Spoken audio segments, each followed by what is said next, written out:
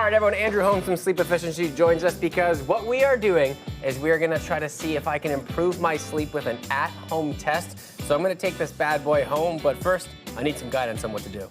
Super simple. So this is our kit. This is the box that it comes in. A little bit of an overkill at this particular point, but we've got our home-based sleep test in here ready to roll. Essentially a ring, it's self-applied. We're going to run 3 different tests at different times, but it's all on you. All you got to do is get home, put the clip on your finger. We're going to have a ton of data to go through. It's going to be awesome. Oh, it's going to be so simple. We're going to review it. We're going to see what my sleep patterns are, and then Andrew, the expert, is going to let me know some tips to improve it even better. Sounds good. We are locked in. We got this going on. We've downloaded the app which this connects to. I literally just hit start on the app, and then we get our test results. Woo! Hopefully the dog doesn't wake me up too many times, but it is what it is. Good night, everyone.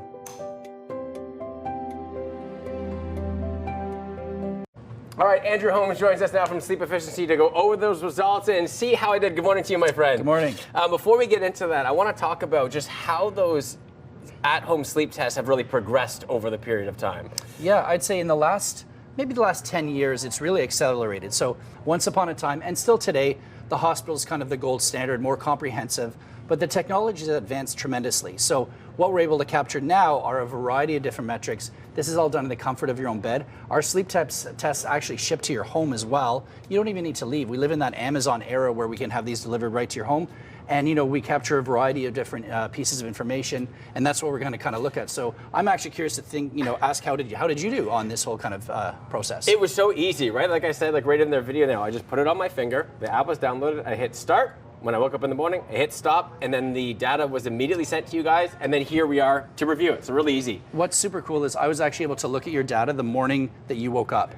Like not on a creepy level, of course, but like, it's one of those things where like it's instantaneous now, so we can actually see, did the recording work? Do we have the quality that we need? And sometimes if the device fell off, we can actually just reach out to the patient and say, you need to do this again, because we pride ourselves obviously on quality and quantity. Yeah, all right, so let's check out how I did. We broke it down into a couple of categories, which you observe. Yeah, so there's about 2 or 3 pages that come out of the report, but these are kind of the headlines, if you will, no pun intended being on the news here.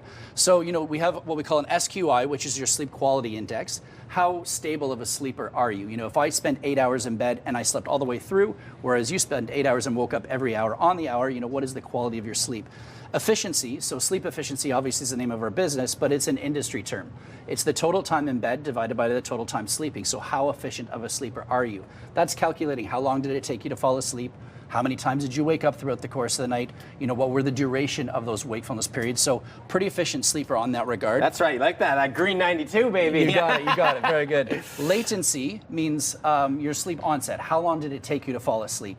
So the norm should be somewhere between 5 to 15 minutes. You're bang on at 10. Sweet. Some people say, I can fall asleep in 2 minutes. That's not necessarily a good thing. It tells me that you're carrying a sleep debt. Got it. So 10 minutes is pretty solid. The total duration, I noticed your bedtime was like 7:45 or 8 o'clock. Yeah. So, that's super early. You wouldn't be able to do that in a sleep lab. Their lights out times are going to be 9:30, so very kind of conducive to your schedule, which is kind of operating out of normal hours. Yeah. What I want to focus on here is your sleep apnea. So our main home-based sleep test, that's what we really look at, is sleep disorder breathing. How many respiratory events are you having on an hourly basis? AHI is Apnea-Hypopnia Index. Apnea being a complete cessation of breathing for 10 seconds or longer.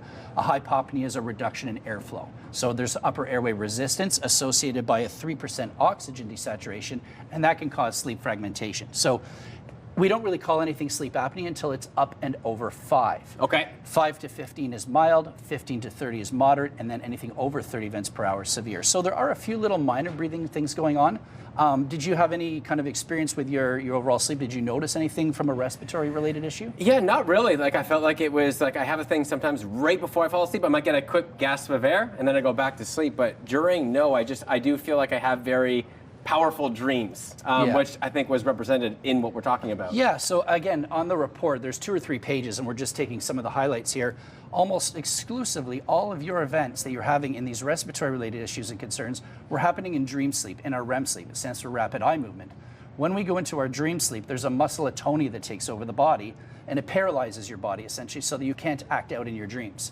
unfortunately, the upper airway becomes the most relaxed in this state, and therefore the respiratory events can be solely, concentrated on that REM sleep. So outside of your dream stages, really no breathing events to speak of whatsoever, but just a few minor things going on. But overall, a lot of people would be jealous of this report, people that are watching right now. Well, that's what I have to be really happy about it too, especially when you look at some of our co-hosts. I have the luxury of going to bed early, don't have kids, and be able to do that. And then you know what? We'll talk a little bit later on too. That is all our time for today, but really appreciate this and how easy it is to get this sleep test at home, Andrew. Sleepefficiency.ca, happy to help you guys out. The man, the legend, love that. You hear that? 92% efficiency. That's what we love to see.